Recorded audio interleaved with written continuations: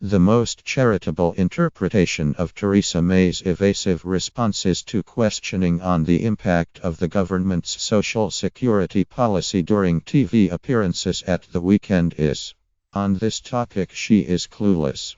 She appears to have no idea what is happening in the chaotic new world of universal credit and the lower benefit cap. One might advise a little more prime ministerial curiosity. As the gruesome details emerge, it is clear the George Osborne Ian Duncan Smith era welfare reform, largely left untouched by May so far, is shaping up to be one of the great conservative policy catastrophes.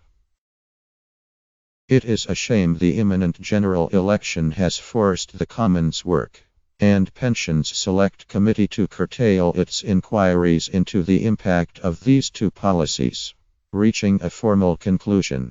But May could still read the evidence submitted to the committee from claimants, welfare advisors, housing associations and councils, which is brutally clear.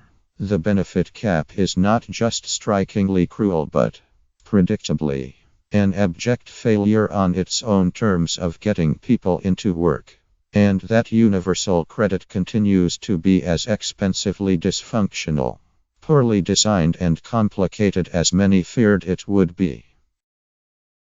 Unsurprisingly, the committee heard that benefit-capped claimants were experiencing drastic and abrupt cuts to their income as a result of the new lower benefit cap limit of £20,000 a year, £23,000 in London.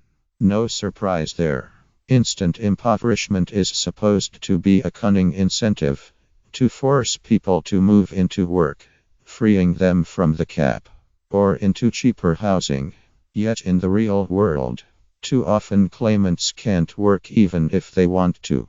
They have small children and no accessible childcare. They are ill, and in many cases have been found unfit to work, or there is nowhere cheaper to move to. For these people, like the capped mentally ill woman in Dorset cited by Shelter in its evidence, the only practical options are debt and starvation. In order to make rent repayments, Shelter writes, our client stopped eating and had lost so much weight that she was down to 6 stone. One assumes this is not the kind of claimant behavioral change ministers had in mind when they designed the cap, which combines a number of benefits, including income support, child tax credit and housing benefit, and puts a limit on the amount that can be received. But it is not the only, presumably, unintended consequence. The debt and poverty advice charity Turn to Us told MPS, over the last few months it had experienced a cap-related surge in calls from pregnant women requesting a benefit check to ascertain what they would be entitled to if they continue with the pregnancy, citing that the outcome will help them decide whether they continue with the pregnancy or terminate it.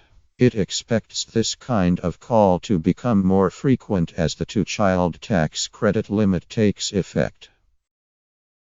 It will not surprise anyone familiar with universal credit.